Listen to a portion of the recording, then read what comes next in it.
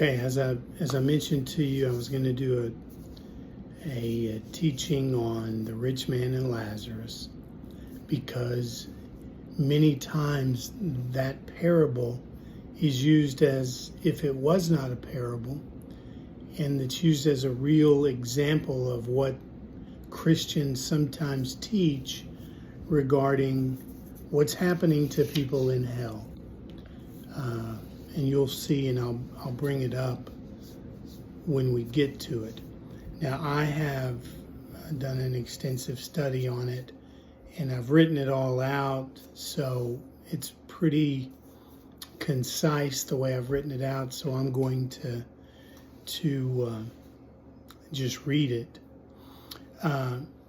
First off, though, this is like a math problem, and where there's all the variables are given except there's an x, and we have to find out who x is in this particular case, or what x is in a math problem. Jesus is telling this parable, and he is teaching it. And think about this, because if you ever listen to people teach about this parable, they'll make assumptions, or they'll say, well, we can assume this, or whatever. If you're ever listening to anybody like that, although I don't know why you would ever need to listen to anybody after what I'm about to show you, but anybody, this is the greatest storyteller of all time. Jesus is telling a story. Everything that is needed for the story is in the story. There is no need to make assumptions. He says it. So anybody that's making an assumption is off. You don't have to make an assumption about anything. Okay. Well, Luke 16:19 is where the parable starts. And as I say, I'm going to read it. I apologize if that's distracting or whatever. But you can follow along in the Bible. And here we go. The parable starts out describing the rich man's clothing. It was purple and fine linen. These were the clothes worn by the religious leaders. They fared sumptuously every day. That is because they had been given the very oracles of God for their entire existence as a group of people. They had been given the words of God, they had the prophets, they had everything came from God. So they were eating sumptuously every day. Then the parable starts to describe the beggar. His name is given. Lazarus is the Greek word for the Hebrew name Eliezer. Now, Eliezer was Abraham's senior servant. And if Abraham was to go childless, Eliezer would get his belongings. That is stated in Genesis 15:2. Eliezer represents those not of the lineage or bloodline of Abraham. Okay? So, that's Lazarus. We find that Lazarus is laid at the gate of the rich man and wishes to eat of the crumbs from the rich man's table. Side note, remember the discussion between Jesus and the Phoenician woman who asks for her daughter to be healed. Jesus said it was not right to give the children's food to dogs. And the woman said, but even dogs can eat the crumbs that fall from the table. Okay? That woman, when she was talking to Jesus, she realized that she had no standing before him because he came to Israel at that time. Okay? Now, he did more things than that, but no one knew that at the time. Okay. Next, both men die. We do not, and I not is in all caps, get any indication as to the character of either man. All we know is that one man is rich and wears rich clothing while eating sumptuously every day, while the other is poor with sores on his body that the dogs lick, and he wishes to eat the crumbs from the rich man's table. That's all we're given. Next, the rich man is in the unseen realm and in torments, and he sees Abraham in the distance, and Lazarus is in his bosom. The rich man claims to have a relationship with Abraham. He calls him Father Abraham. Abraham acknowledges this relationship by calling him son. The rich man is asking that Lazarus bring him a drop of water to ease his torment. Preachers love, or at least back in the day, they used to love talking about that, as to what hell was going to be like. Okay? Sorry, I lost my spot. Abraham reminds him that in his life he had the good things and Lazarus had the bad things. And Abraham says there is a gulf between them that no one on Abraham's side can cross over, and no one on the rich man's side can cross over. Side note, Abraham does not say that the gulf cannot be crossed by anyone in that particular situation. He just said no one from this side can go to that side, no one from that side can come to this side. Jesus Christ can cross this gulf. Now we are about to find out the identity of the rich man. He asks Abraham to send Lazarus to, quote, my father's house, for I have 5 brothers. This is the key, and we will get to it in just a second. He asks Lazarus to warn them. Abraham tells him that they have Moses and the prophets. Let them hear them. Let his brothers hear Moses and the prophets. Think about it. Who had Moses and the prophets?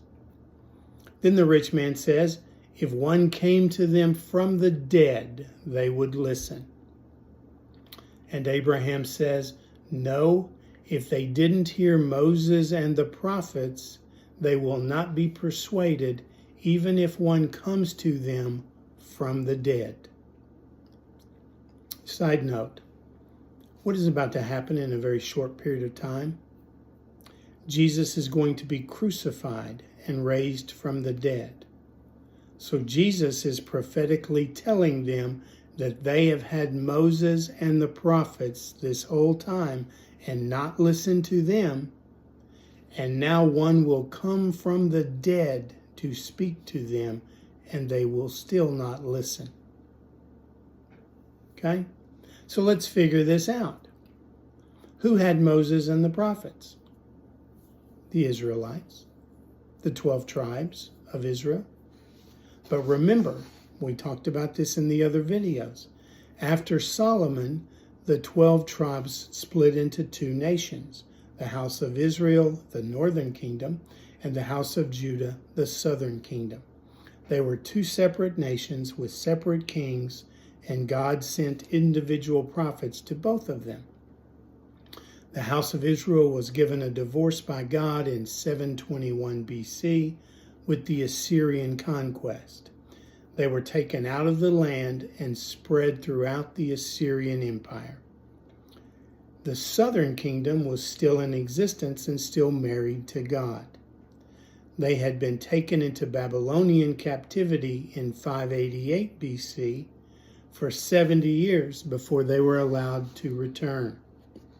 Remember, the southern kingdom was the house of Judah, consisting of Judah, Benjamin, and Levi. So let's figure out who the rich man is. To do that, you're going to have to go back to Genesis 29, where we find the list of Jacob's children. Remember, Jacob's name was changed by God to Israel.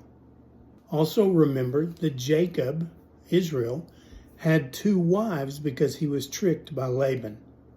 The first wife, Leah, he did not really love. He loved Rachel, but was tricked into marrying Leah first. And now I'm going to show you a list of the 12 sons of Jacob, 12 tribes of Israel, Jacob, Israel, and the order, who they came from, and the order. I'm going to do that in a video form. I'm just going to run the video over this page so you can see it. Stop it whenever you want to look at it and see it. I trust that you can see that. You can see the sons of Leah, the sons of Rachel, and what number they came in order, the sons of Rachel's handmaid, and the sons of Leah's handmaid. Okay, I'm not sure that that's getting it, but I hope so. And I'll go back and forth a couple of times to let you make sure it's seen, and you can do that. So now we can clearly and easily see the identity of the rich man, who has 5 brothers with the same mother and father. Judah does. He has 5 brothers because Leah had 6 children, 6 sons. Judah, the house of Judah, the leader of the house of Judah, has 5 brothers. Jesus is telling the house of Judah what is about to happen to them. He is telling them that they have had the good life all of this time, but they are about to be divorced from God and sent out of the house to a place of torment where they don't get to feast every day on the oracles of God. Lazarus, the nations will be in that place. And what happened? Exactly as Jesus told them. The Romans came in 70 AD and destroyed Jerusalem and the temple. Jesus talked about that, the temple, in Matthew 25. A biblical generation is 40 years, and just as Jesus said, that generation did not pass before these things happened.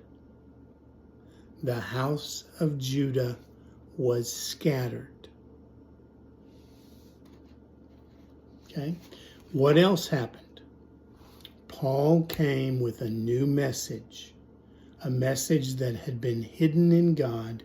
It was the message of the grace of God, and Paul took it to the nations, the Gentiles, Lazarus.